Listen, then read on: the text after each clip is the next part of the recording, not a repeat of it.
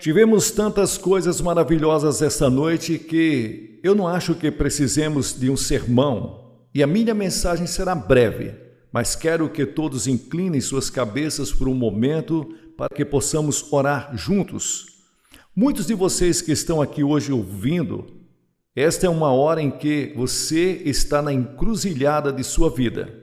Você deve fazer uma escolha esta noite. O que você vai fazer? Você vai continuar no caminho largo que leva para a destruição ou vai mudar e seguir o caminho estreito que leva para a vida eterna? Essa é a escolha que só você pode fazer. Deus pode inspirá-lo, Ele pode ajudá-lo, seu Espírito pode convencê-lo, Ele pode encorajá-lo, mas somente você pode fazer essa escolha. Deus lhes deu essa capacidade de fazer essa escolha. Você é um agente moral livre. Tanto quanto aceitar ou rejeitar a oferta de perdão. Você deve fazer essa escolha esta noite. E quando você ouvir a mensagem como você vai ouvir esta noite, e como você já ouviu a música, as palavras, os testemunhos, você se torna responsável 100 vezes mais. E você sabe, quem muito recebe, muito é exigido. Portanto, preste muita atenção no que você vai ouvir e responda ao chamado de Cristo.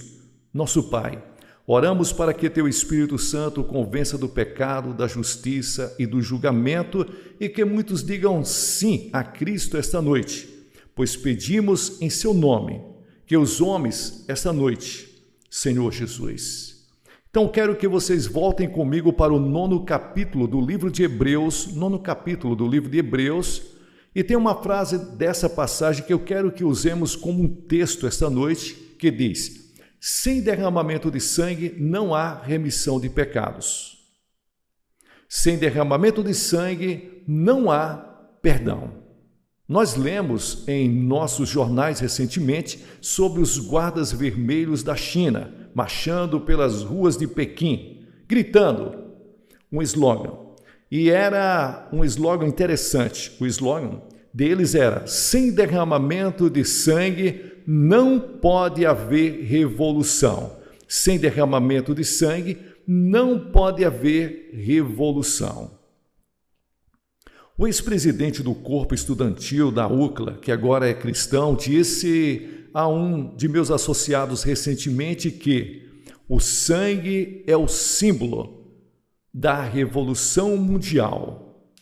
E disse que muitos nos campos universitários falam que o sangue se tornou o símbolo da revolução. E ele declarou que nunca teria se tornado cristão se não fosse por ter ouvido a mensagem: sem derramamento de sangue não há remissão de pecados.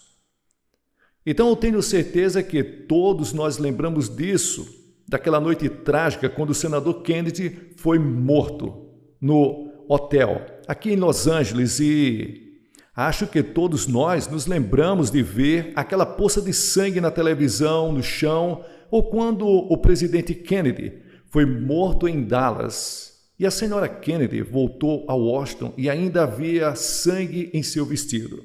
Ou o sangue de Martin Luther King quando ele estava deitado na varanda daquele hotel em Memphis, Tennessee.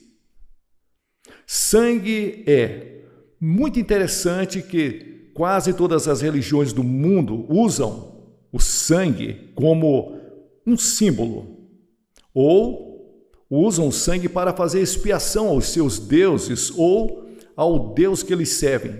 Lembro-me quando estava na faculdade que eu fiz um trabalho de faculdade em antropologia e fiz a minha tese sobre o sangue.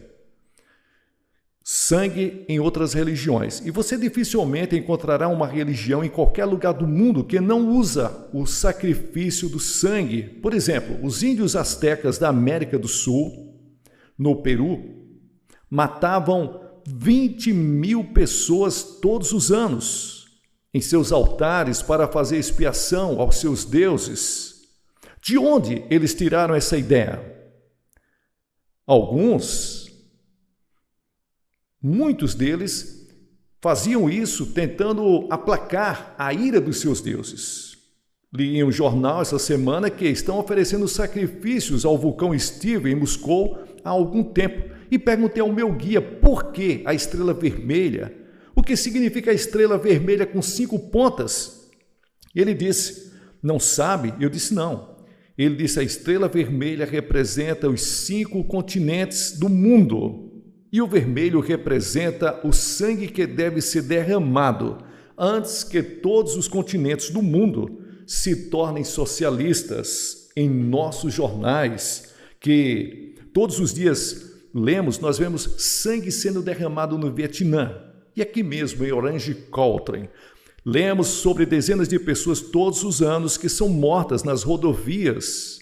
Sangue é derramado. O crime que é tido, sangue é derramado. Um dos romances mais populares nos últimos anos foi editado, o livro de Al Capone, A Sangue Frio. Há algo que evitamos e ainda algo que nós estamos sendo fascinados sobre o sangue. E quando você pega a Bíblia, muitas pessoas ficam surpresas que há sangue de Gênesis a Apocalipse. Por quê há tanto sangue na Bíblia? Eu costumava me fazer essa pergunta, na verdade, em um período da minha vida. Era uma pedra de tropeço para mim. Por quê havia tanto sangue? Porque os judeus ofereciam em seus altares milhares de sacrifícios todos os anos, aparentemente para apaziguar um Deus irado.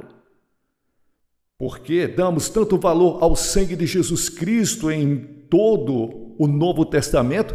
Você está consciente do sangue de Jesus Cristo e toda vez que você pega o pão e o vinho e está ali no serviço da comunhão em sua igreja, você é lembrado do corpo que foi partido e do sangue que foi derramado.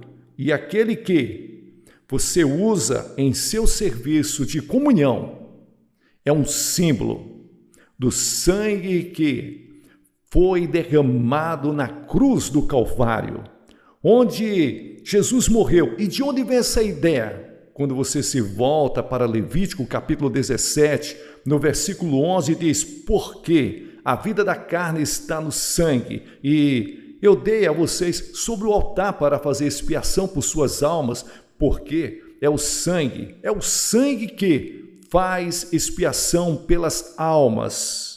Em outras palavras, a Bíblia diz que você precisa de expiação, você precisa de perdão, você precisa se reconciliar com Deus e só há uma maneira de fazer isso, é através do sangue. Bem, a pergunta vem a mim esta noite, por que o sangue? Porque se Deus não usa outra coisa, porque Deus exige sangue.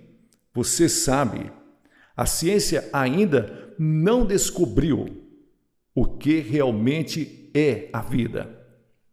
Há algumas pessoas que têm uma ideia de que nos próximos anos a ciência pode ser capaz de fazer um ser humano, mas eles estão errados. Eles podem ser capazes de fazer um corpo e um cérebro, mas nunca serão capazes de fazer um espírito ou uma alma.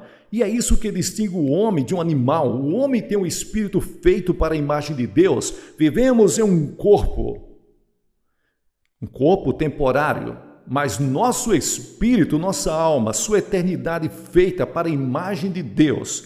Agora, nosso sangue circula a cada 23 segundos para que cada célula do corpo seja constantemente suprida e limpa ao mesmo tempo o sangue, carregando todo o lixo e jogando fora, sem contaminação. É a substância mais misteriosa do corpo e é composta da vida do corpo, e cada um de nós aqui, essa noite, preto, branco, vermelho, amarelo, rico, pobre, somos todos parentes, somos todos irmãos, irmãos de sangue.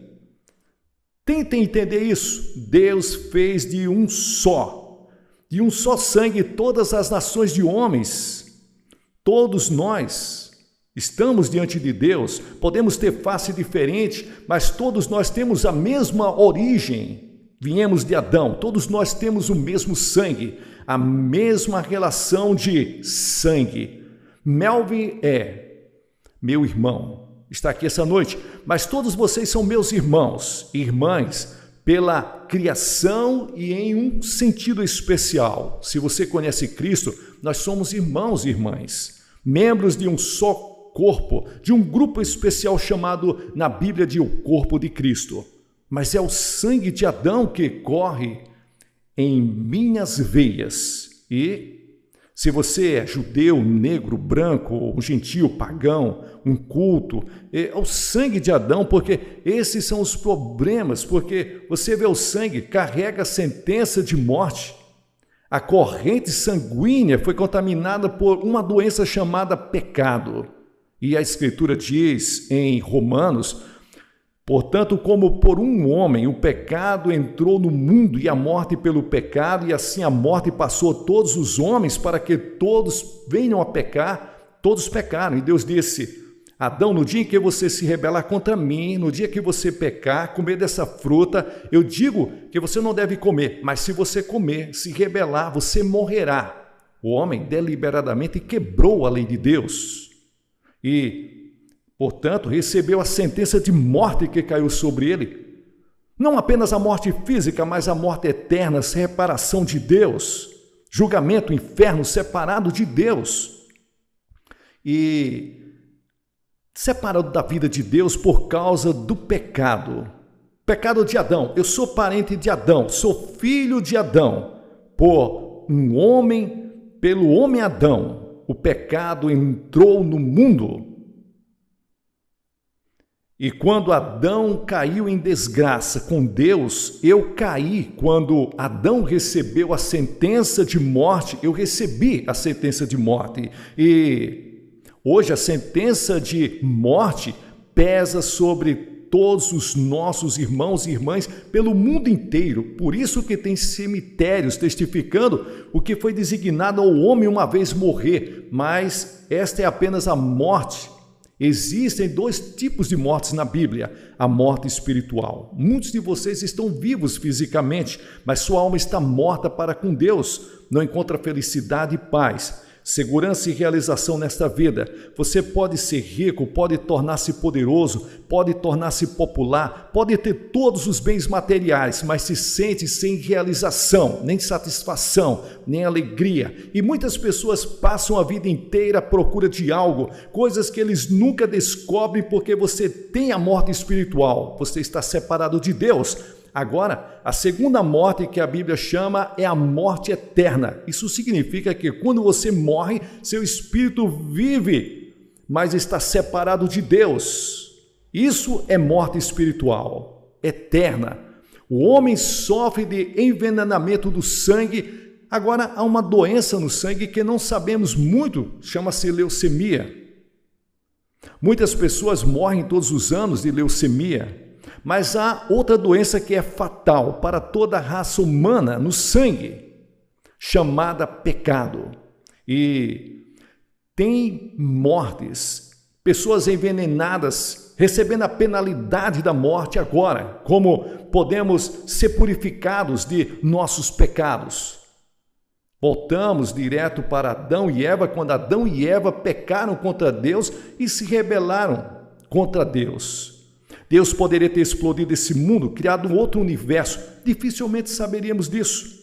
Mas Deus amou o mundo de tal maneira que deu seu Filho unigênito. Deus não quis que ninguém perecesse, mas que todos viessem ao arrependimento. Deus diz a Adão: eu te amo, até mesmo quando você errou. Eu quero salvar os seus filhos, os filhos de Deus. Então Deus diz: existe uma maneira magnífica, eu tenho um plano para salvar você. Em Adão nós estávamos nus, agora não há nada de errado com a nudez. Dr. David Herbert está aqui esta noite, presidente do seminário mais completo, e ele escreveu um artigo maravilhoso sobre isso. No início, a nudez era o caminho de Deus, mas tornou-se pervertida e distorcida pelo pecado. E os homens se sentiram envergonhados porque muitos tinham consciência de que ele não era mais inocente. E os homens se esconderam de Deus e tentou semear folhas de figueira e se cobrir, mas eles não conseguiram, Muitos de vocês hoje à noite estão aqui tentando se cobrir com folhas de figueiras. E isso representa a sua religiosidade. Pode ser uma vida razoavelmente bem, suas próprias justiças, participando de igreja, tendo sido batizada, outras coisas e formalidades. Mas você pode passar por Deus de alguma forma, você pode chegar ao céu, você está costurando as folhas de figueira, tentando desenvolver sua própria salvação. A Bíblia diz, por mim sois salvos pela fé. Isso não vem de vós, é um dom de Deus, não das obras para que ninguém se glorie. Você não pode salvar a si mesmo, não pode trabalhar do jeito que você quer, você não pode comprar salvação com todo o dinheiro. Deus fez a Bíblia, a palavra de Deus, que diz que Deus saiu para o campo e matou alguns animais e fez peles para eles, derramou sangue, e ele estava ensinando ao homem daquele momento em diante que nenhum perdão de pecado pode acontecer fora do derramamento de sangue. Vamos olhar para Caim e Abel. Eles foram os dois primeiros filhos de Adão e Eva, e Deus disse que queria que eles viessem adorá-lo, e Abel trouxe um sacrifício de sangue. Caim trouxe um sacrifício de vegetais. Ele disse, eu vou trazer o melhor sacrifício que Deus já teve. Ele trouxe um sacrifício de vegetais. E é muito interessante, Deus rejeitou Caim e aceitou Abel. Por quê? Abel veio pelo caminho do sangue. E você pode ir de capítulo em capítulo ao longo da Bíblia e você encontrará a mesma história. Quando Noé saiu da arca, a Bíblia diz que Noé construiu um altar ao Senhor e tomou de todos os animais limpos e de todas as aves limpas e ofereceu em holocausto ao Senhor. Lembre-se da história de Abraão e Isaque. Abraão e Sara esperavam por um menino e por um milagre. Um menino nasceu e eles o chamaram de Isaque. E quando ele era apenas um menino, Deus disse a Abraão, eu quero que você vá oferecer Isaque como sacrifício no altar. Quantos de vocês pegariam seu garotinho e enfiariam uma faca nele, se Deus dissesse isso? É o que Deus disse a Abraão para fazer. Você diz, quão cruel, quão pagão, quão primitivo, quão rude. Deus estava ensinando uma lição a Abraão. E sem questioná-lo, Abraão levou seu garotinho. Eles foram para o Monte Moriá, onde Jerusalém agora está localizada. E lá, ele pegou seu filho, colocou sobre o altar, levantou sua mão com uma faca e ia enfiá-la no coração de seu filho.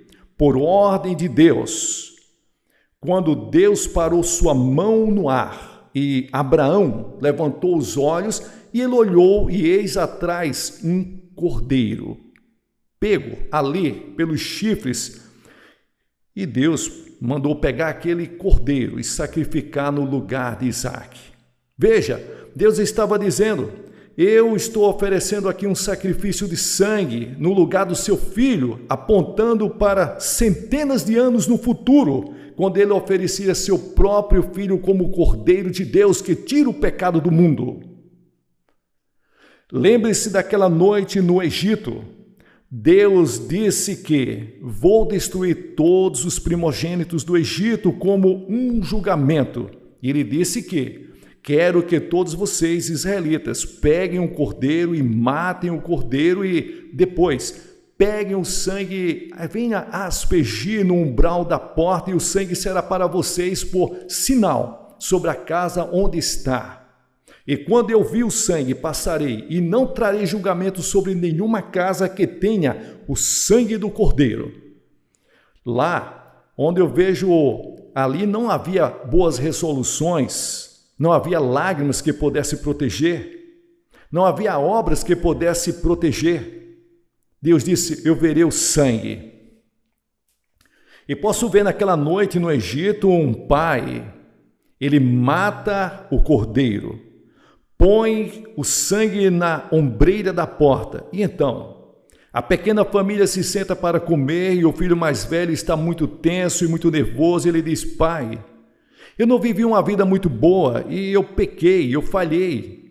O senhor sabe, Eu não tenho sido muito religioso, mas, Pai, você tem certeza que o sangue é suficiente? Você tem certeza que o sangue vai me dar essa cobertura? E o pai olha para o filho e diz: filho, Deus não disse que você tem que ser bom. Deus não disse que você tem que ser legal, mas quando ele vê o sangue do cordeiro, ele passará por sobre a casa, protegendo toda a família. Você vai estar seguro por causa do sangue de Cristo. Confiar nas suas obras é tolice. Você precisa confiar na cruz de Cristo. Jesus morreu na cruz, derramou seu sangue pelos nossos pecados.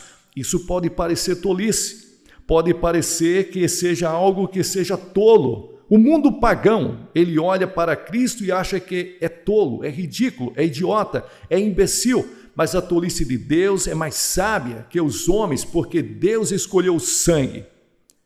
Acho que uma das razões é para nos ensinar o quão feio é o pecado. Você vê, nós olhamos para o sangue e nós sentimos repulsa. O sangue é algo repulsivo. Nos afastamos do sangue e o sangue sempre nos lembra de nossos pecados. Quando vejo o sangue de Cristo, me lembro de que sou um pecador e lembro-me de que Deus me ama. Glória a Deus! É assim que os pecadores, aos olhos de Deus, repelem a Deus, se afastam de Deus. Mas isso é por causa dos nossos pecados. Quando eu vejo o sangue, por onde passarei? Olho para o Novo Testamento e nosso Senhor está chorando por Jerusalém, ele está suando gotas de sangue no jardim e assim por diante. A cruz, ele está morrendo e o sangue está descendo por seu rosto e descendo por suas mãos e do seu lado e por seus pés. 14 vezes ele previu a sua própria morte. Ele disse a Nicodemos: como Moisés levantou a serpente no deserto, assim deve o Filho do Homem ser levantado. O sangue de Cristo é mencionado no Novo Testamento 255 vezes. Por quê? A Bíblia diz, antes de tudo, o sangue ele redime tanto quanto você sabe que ele não foi redimido com coisas corruptíveis, como prata, ouro, de sua vã maneira de viver, da tradição, dos seus pais, mas pelo precioso sangue do Cordeiro de Deus, derramado na cruz do Calvário sem mancha e sem mácula. A salvação é gratuita para você, mas custa a Deus o seu Filho Jesus Cristo, que derramou o seu sangue voluntariamente por você. E a palavra redenção significa comprar de volta. Por que você precisa ser resgatado? Porque a Bíblia diz que você é o escravo do pecado. Todo aquele que comete pecado como escravo do pecado, disse Jesus em João 8,34. Quantos de vocês esta noite escravos de seus hábitos, escravos do orgulho, escravos da inveja, escravos do preconceito? Você não quer ter preconceito contra um homem só porque ele tem uma cor diferente? Você gostaria de se livrar disto? Escravos de algumas seitas secretas em que ninguém sabe nada sobre você. Gostaria de ser livre, mas você pode. Você é escravo de algumas drogas. Você está tentando se esconder, mas ela está lá e você sabe disso. Aquela coisa secreta lá no fundo, você é um escravo. Você não pode se libertar. Jesus disse que nós somos escravos do pecado. E ele disse, eu vim para comprar você de volta e eu dei meu sangue para comprá-lo de volta. Ele pode tornar você livre essa noite. Ele pode lhes dar uma alegria, uma paz e uma segurança que você nunca conheceu antes, se você deixá-lo entrar em sua vida. Deixe-me contar a história de um amigo que escreveu um livro e diz que ele rejeitou a Deus completamente e se tornou escravo do pecado. Quantos de vocês essa noite fizeram o mesmo? Você não rejeitou a Deus abertamente como esse homem fez, mas pelo seu modo de viver e pela sua atitude, você realmente rejeitou a Deus. Você é um escravo do pecado essa noite. Você gostaria de ser livre? Ele morreu para fazer você livre.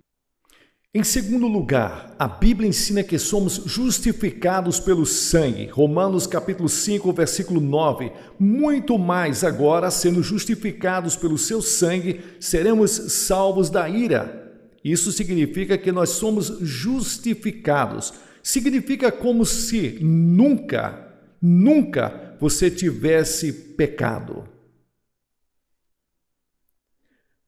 Para ser colocado diante de Deus como se você nunca tivesse cometido pecado, agora pense nisso por um momento. Deus não apenas te perdoa. Você gostaria de ser perdoado, mas Ele faz mais do que isso. Ele te justifica como se o pecado nunca tivesse sido cometido. E é feito pelo sangue de Jesus Cristo, sendo justificado pelo seu sangue. Não me pergunte como, eu não sei. Mas quando eu aceitei Jesus Cristo pela fé, eu quero te dizer, fui perdoado. Eu quero te dizer isso. Quando eu chegar na entrada do céu, não vou dizer, Senhor, meu nome é Billy Graham. Eu era aquele pregador que preguei naquelas cruzadas. Eu vou dizer, Senhor, eu estou aqui implorando. E não é nada além a não ser pelo sangue de Jesus Cristo. Essa é a senha, a única senha, a cruz de Cristo. A salvação realizada pelo sangue de Jesus Cristo, o perdão que Deus derrama esta noite, que nos torna limpo, puro, mais do que qualquer virgem que jamais viveu. A visão de Deus é que quando Ele olha para você, Ele vê você completamente limpo pelo perdão dos pecados e Deus não consegue se lembrar dos seus pecados. Você pode lembrar, mas é como se você nunca tivesse pecado. Então a Bíblia diz que o sangue nos torna todos iguais, uma língua, uma raça. Quando você está aqui nessa noite, Deus nos torna membros de um só corpo.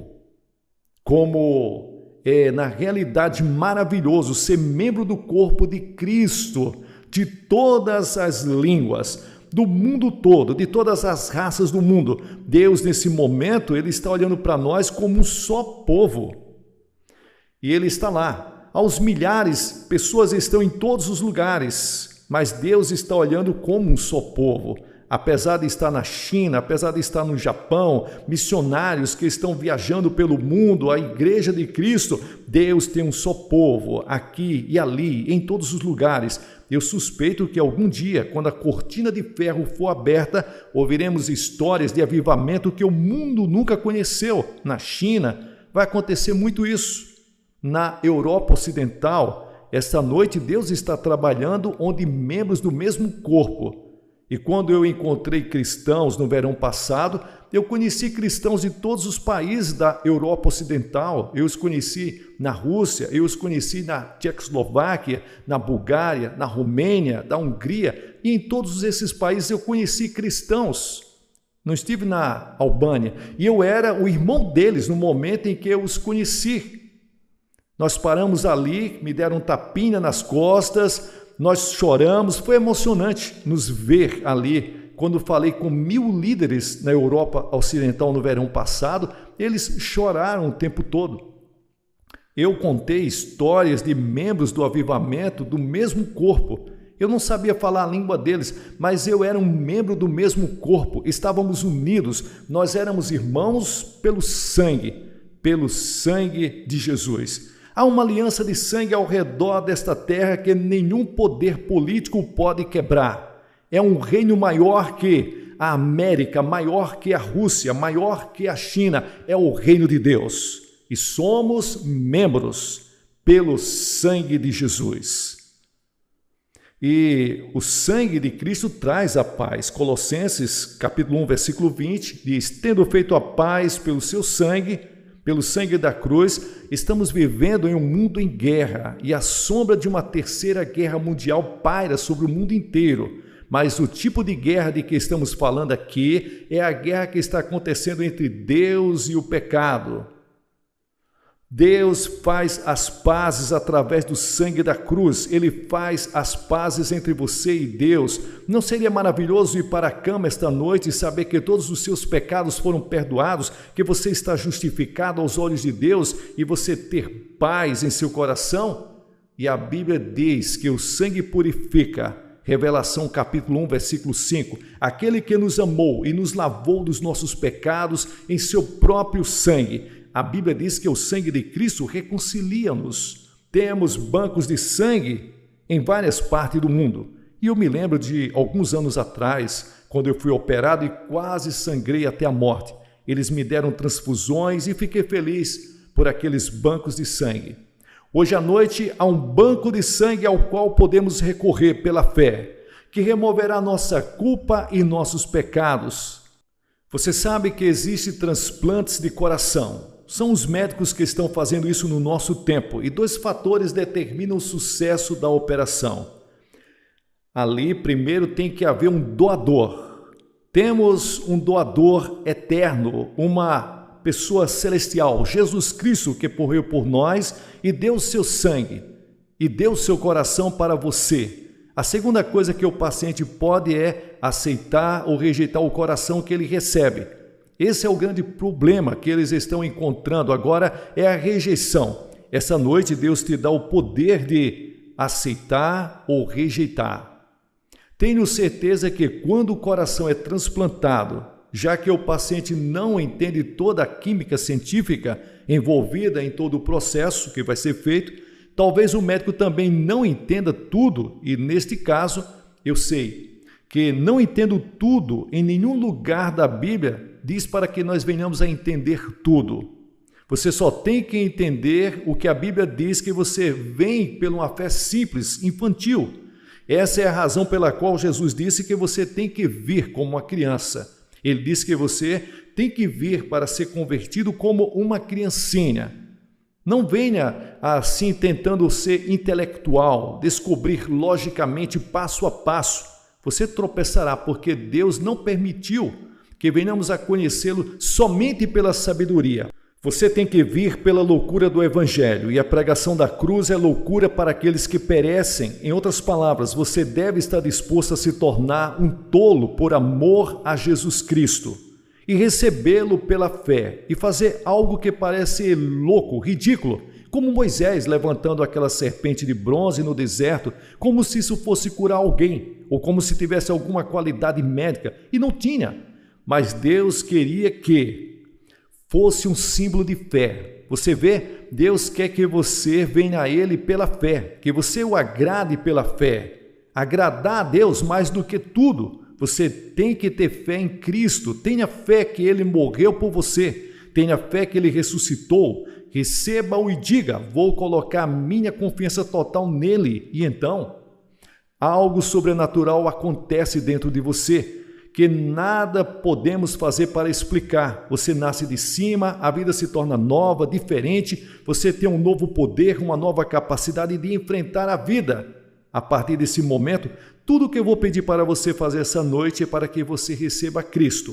Pai, mãe, jovem, mulheres, crianças, vocês precisam de Cristo em seu coração esta noite. Você precisa ser perdoado de seus pecados, você quer ser justificado aos olhos de Deus, quer ser purificado esta noite. Você quer confiar no sangue de Jesus, somente no sangue de Cristo para a sua salvação. Você quer ter a vida, você quer mudar, quer aceitá-lo, recebê-lo esta noite como seu Senhor e seu Salvador. Você pode ser membro da igreja, você pode ser um oficial da igreja, você pode ser católico, protestante, um judeu, você pode não ter nenhuma religião, mas Deus falou com você esta noite e você precisa de Cristo e precisa recebê-lo e quer ter certeza que está pronto para se encontrar com Deus.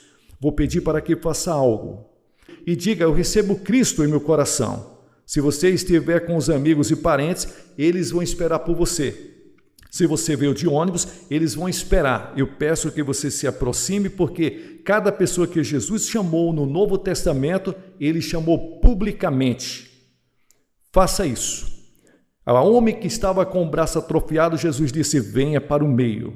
Se você está aqui nessa noite, está disposto a reconhecê-lo perante o seu Pai que está nos céus, você que está aí na parte de cima dessa varanda aí, você que está nas galerias, venha. Vai demorar alguns minutos, talvez você esteja um pouco distante, comece a descer agora. Centenas de vocês se levantem.